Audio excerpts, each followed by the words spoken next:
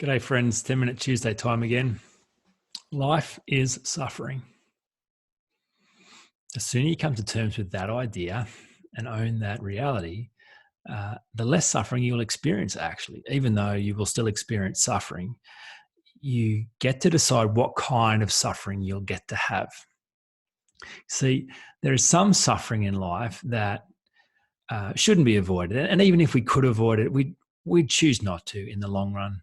When it's all said and done, it is the hard stuff that's most meaningful. It's the things that caused us to push through, to find a way, to dig deep, to really see what we are capable of. That's the kind of stuff that we look back at with most fondness and we're most proud of.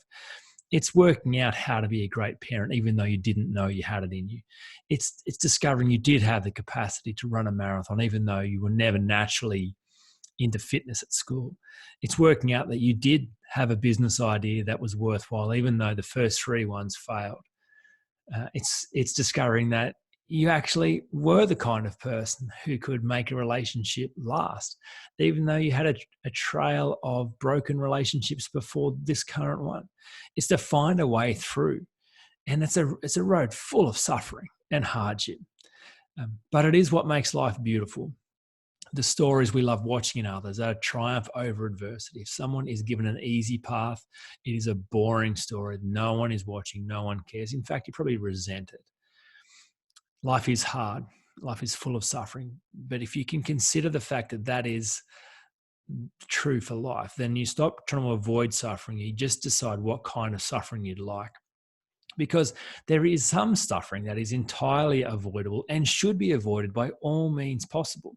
There's some self-inflicted suffering that is unnecessary. Suffering by stupidity, suffering by being reckless. I'm convinced that insecurity falls in the category of unnecessary suffering. It causes an incredible amount of suffering in the world. One of the stated intentions of the Insecurity Project is to end unnecessary suffering caused by insecurity. I watch people suffer for not knowing how to fix this. It becomes true. It becomes real. It becomes a prison. It becomes something that limits every area of their life. But it doesn't need to be like that. I had a client this week, and I say this all the time, but it is true. I wouldn't say it if it wasn't. I pinch myself most days about the joy of getting to see people encounter real hope.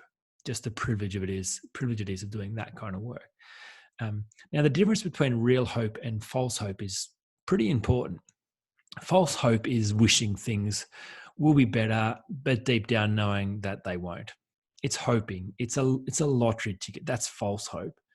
It's fantasizing. That's a false hope. And it actually worsens the situation because it just reinforces how unfair life is, how stuck you are, and how the fact that this is your lot and you better get used to it. So it's very detached from reality, and it exacerbates the situation. Real hope, on the other hand, is transformational. Real hope opens a way that has not previously existed. So for those of you who have not read my book, the second half of the book, I talk about the three types of problems we encounter. The first is examples of hopelessness. And the interesting deconstruction of hopelessness is that it is always evidence of living with the illusion of no choice. The coaching corrective is always that we have, in fact, 100% choice. And more than that, we are exactly where we have chosen to be. So when it comes to insecurity, it's this incredible experience to go, hang on, insecurity is not hopelessness. That is not how things work. You feel hopeless because you imagine you didn't choose this insecurity. It was given to you by what was said to you or done to you or not said to you or not done to you. So the moment you see you have no choice in this, then hope evaporates, because what could you possibly do to change it if you didn't choose it in the first place? This is something you just have to handle and mask and medicate and run away from. However, the moment that you see that you're not the actor in the story, you're the storyteller, that you were the one who chose to respond to life situations, to what was said to you or not said to you, you were the one that responded. You were the one that attached meaning. You were the one that chose what that said about you and what that said about your future. So therefore, you created insecurity by the choices that you made. And that's not to say you're a bad person, because those choices were made with good intentions at a time of immaturity and lack of awareness. And as a child, you didn't have resources to make any different choices. Nevertheless, you chose insecurity. So if you are where you chose to be, then all of a sudden you realize you could make other choices. If you created this, you can change it. So the moment you realize that you get to choose, then hope comes back. If you've got 5 options about what you're going to do and all 5 of them don't work, well, hope evaporates. But if you've got 5 options and you've only tried one, well, there's still hope, right? Because the other 4 might work. So hope is always linked to choice. The moment you discover you have real choice, real hope emerges. And that was the experience of a client I had this week. They went from being incredibly stuck to being incredibly hopeful in just 2 weeks, simply because they saw the role that they played in this. Exciting for them, because all of a sudden insecurity moves into the realm of unnecessary suffering. My goodness, if I can choose a different story, I get to let go of this suffering.